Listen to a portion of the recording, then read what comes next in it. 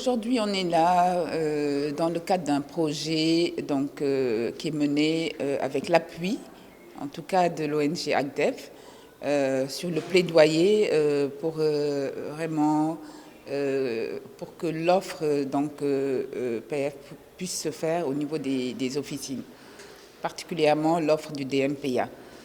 Alors, donc on est là pour asseoir un peu un comité de plaidoyer qui va porter vraiment ce plaidoyer-là auprès, en tout cas, des décideurs pour permettre que cette offre soit une réalité au Sénégal. Et j'insisterai pour dire que aujourd'hui, le Sénégal a fait beaucoup de progrès en matière de planification familiale.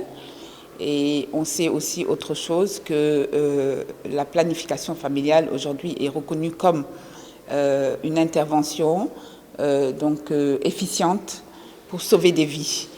Donc, puisqu'on sait que à partir de cette planification familiale, on peut arriver à la réduction de la mortalité maternelle de 15 à 20%. Mais aussi, nous pouvons arriver aussi à la réduction de la mortalité infanto-juvénile jusqu'à 30%. D'où vraiment l'élaboration d'un plan d'action sur la planification familiale, pour aller à l'objectif aujourd'hui qui est fixé à 46% de taux de prévalence contraceptive au Sénégal. Et nous pensons que la contribution vraiment des officines, qui sont le premier recours aujourd'hui pour les populations, pourrait permettre de faire encore des progrès. Il y a plusieurs méthodes de planification familiale, et parmi lesquelles on peut citer les pilules, aussi on peut citer les injectables, et le DMPA fait partie de ces injectables-là. Et il y a aussi d'autres méthodes qui sont utilisées au Sénégal.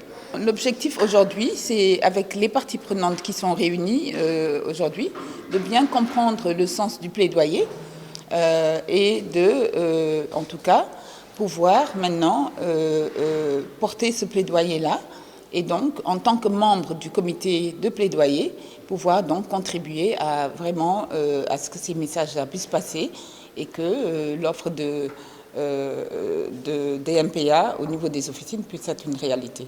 Que nous sommes venus répondre à une invitation de ACDEV et de la Direction générale de la santé dans le cadre d'un programme de plaidoyer auprès des autorités pour que les pharmaciens qui déjà travaillent dans le cadre de l'atteinte des objectifs liés à la planification puissent davantage jouer leur rôle en intégrant le DMPA essai, c'est-à-dire l'auto-injection du DMPA au niveau des officines. Pourquoi ce plaidoyer est nécessaire? Parce qu'aujourd'hui, les pharmaciens ont la capacité de le faire, mais il y a quelque chose qu'il faut faire au niveau de la réglementation pour lever des obstacles.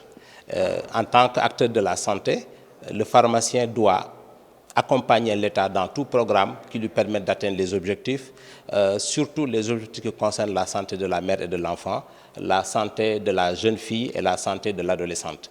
Et c'est dans ce cadre que nous sommes venus, non seulement répondre à l'invitation, mais également nous apporter notre concours, participer pour l'atteinte des objectifs, pour qu'ensemble, qu'on puisse porter le plaidoyer auprès des autorités pour que ce système de contraception puisse être mis à la disposition de toutes les personnes à travers les pharmacies privées, comme c'est le cas aujourd'hui, à travers d'autres structures privées, d'autres structures de santé, publiques comme privées.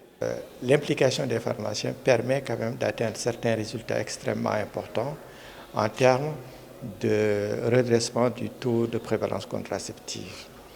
Vous savez qu'on parle de planification familiale, mais la santé de la mère, de l'enfant, est intimement liée à la planification familiale. Plus les femmes pratiquent la planification familiale, ça ne veut pas dire l'arrêt des naissances, mais l'espacement des naissances, plus on réduit la mortalité maternelle et infantile. Donc, c'est dire simplement qu'aujourd'hui, nous avons un taux de prévalence qui n'est pas assez élevé tel qu'on l'aurait souhaité. et qu'elle a dit tout à l'heure, le docteur Mariam Ndiaye, nous aurions aimé atteindre cet objectif de 46% très rapidement d'ici 4 ans. Mais malheureusement, on ne l'a pas. Et là où on voit des agents de santé communautaires, des matrones et autres, offrir des services de planification familiale, mais pourquoi pas les pharmaciens, qui sont quand même des professionnels de la santé dans leur domaine, mais qui peuvent le faire. Donc c'est ça la raison de cet atelier que nous sommes organisés pour faire le plaidoyer auprès des pouvoirs publics pour permettre justement à ces pharmaciens qui sont vraiment de véritables professionnels de la santé, tout le monde le sait, à pratiquer cette activité-là.